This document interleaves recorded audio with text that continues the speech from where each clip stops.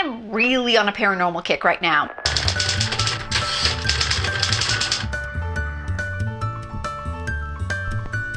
So, I am continuing on in my beloved Kate Daniels urban fantasy series with Magic Slays, which is book number 5.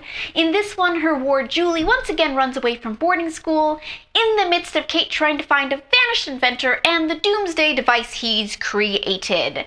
I just love this series, and this is a good addition. Not the most brilliant of the series, but I just love this series. You should really read it. Then I went on to Gunmetal Magic, book 5.5 in the Kate Daniels series by Ilona Andrews. This is actually a full-length book, but it gets the magic 5.5 because it's not actually about Kate, but about her best friend, Andrea.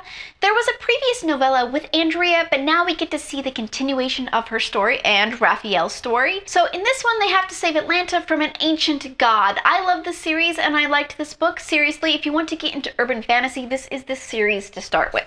Of Silk and Steam by Beck McMaster, book 5 in her London Steampunk series. I love this series and I had this book pre-ordered, so it dropped onto my Kindle on the day of release. This is a steampunk world with vampires. The reasoning behind the old-fashioned clothing is that you'd always want to wear high collars and cover your wrists in a world where there is vampires. This book was about 2 characters they've been teasing in past books, Lady Aramina and Leo Barons. I've been looking forward to this one because I liked this couple in the past books, but then the story just fell short of my expectations.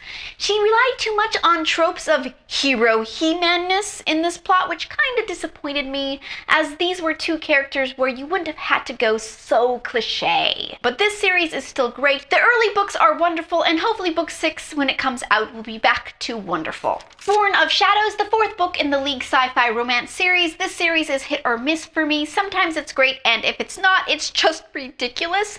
This one is about Kaelin Dagan, who finds out he's actually a long-lost prince, and Desideria is from an Amazonian planet where the queen's daughters have to duke it out for supremacy. Actually, the Amazonian planet is pretty cool, but the long-lost prince trope is pretty eye-rolly, but I liked the Amazonian storyline enough that this pulled into decent like territory for me. Hopefully the series improves from here.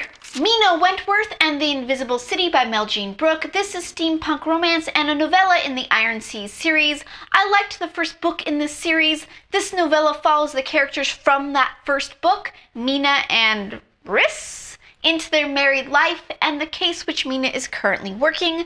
I didn't like this one as much as the first one. Something about their relationship kind of disturbed me, but I still like the world, and it was a cute little novella, so no harm, no foul. Okay, I'm continuing on in the Sci-Fi Romance Harmony series, a series set on a planet in the future which humans have colonized, and that planet has caused them to develop paranormal abilities.